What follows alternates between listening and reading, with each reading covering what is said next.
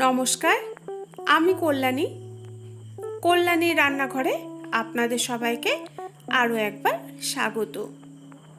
আজকে আমি আপনাদের জন্য আবারও একটা মাছের ডিমের নতুন রেসিপি নিয়ে চলে এসেছি। তো আপনারা প্রথম থেকে শেষ অবধি সাথে থাকুন আর দেখুন যে আমি এই রেসিপিটা কিভাবে তৈরি করছি।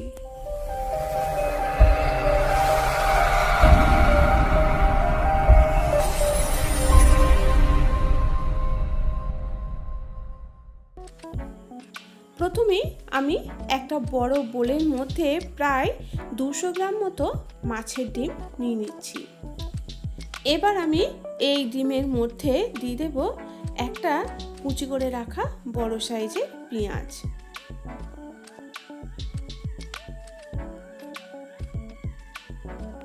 দিয়ে দিচ্ছি 1 চামচ রসুন কুচি, 1 চামচ আদা কুচি, দিয়ে দিচ্ছি বেশ কিছুটা কাঁচা লঙ্কা কুচি, সাথে আমি এখানে দিয়ে দিচ্ছি 1/2 চামচ জিরে গুঁড়ো, 1/2 চামচ ধনে গুঁড়ো, 1/2 চামচ হলুদ গুঁড়ো, 1/2 চামচ লঙ্কার গুঁড়ো, 1/2 চামচ ভাজা মশলা, আর দিয়ে দিচ্ছি স্বাদ অনুযায়ী লবণ, 1 টেবিল চামচ বেসন, আর সবশেষে দিয়ে দিচ্ছি 2 পিস পাউরুটি। পাউরুটিগুলো আমি ছোট ছোট টুকরো করে কেটে নিয়েছি। এবার সব কিছু আমি একসাথে ভালো করে মেখে নেব। মাখতে মাখতে ডিমের মধ্যে যে সুতোর মতো অংশগুলো বের হবে সেগুলোকে আমি ফেলে দেব। ডিমটা ভালো করে মাখা হয়ে গেছে। এবার আমি রান্নার পর্যায়ে চলে যাচ্ছি। প্যানেতে আমি দিয়ে দিচ্ছি বেশ কিছুটা সর্ষের তেল। তেলটা ভালো করে গরম হয়ে গেছে। এখন আমি গ্যাসের ফ্লেম লো টু মিডিয়ামে করে দেব। তারপর ওই মাখাটা থেকে চামচে করে বেশ কিছুটা করে মাখা নিয়ে তেলের মধ্যে দিয়ে দেব।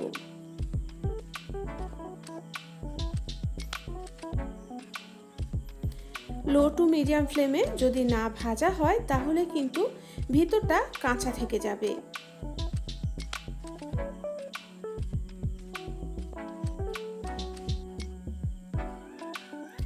আপনারা সন্ধ্যের চায়ের আড্ডাতে বা গরম গরম ভাতের সাথে এই পকোড়াগুলো বানিয়ে কিন্তু খেতেই পারেন।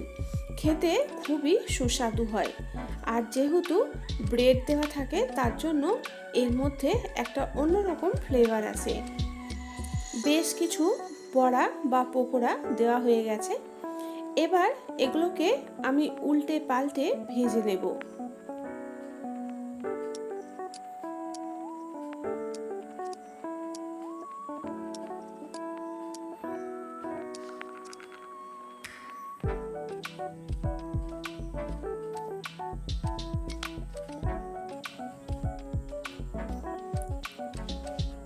পকোড়াগুলো এখন দু পিঠই ভাজা হয়ে গেছে, একটা সুন্দর কালার চলে এসছে।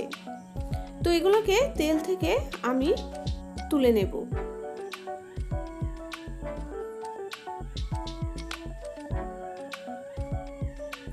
আরও কিছুটা ডিমের মাখা রয়ে গেছে, সেগুলো থেকেও আমি একই রকমভাবে পকোড়াগুলো তৈরি করে নেব। আমি এখানে চামচ দিয়ে পকোড়াগুলো তৈরি করছি। আপনারা কিন্তু হাত দিয়েও পকোড়াগুলো তৈরি করে নিতে পারেন। এগুলো এখন ভালো মতো ভাজা হয়ে গেছে। তো এই পকোড়াগুলো আমি তেল থেকে তুলে নিচ্ছি।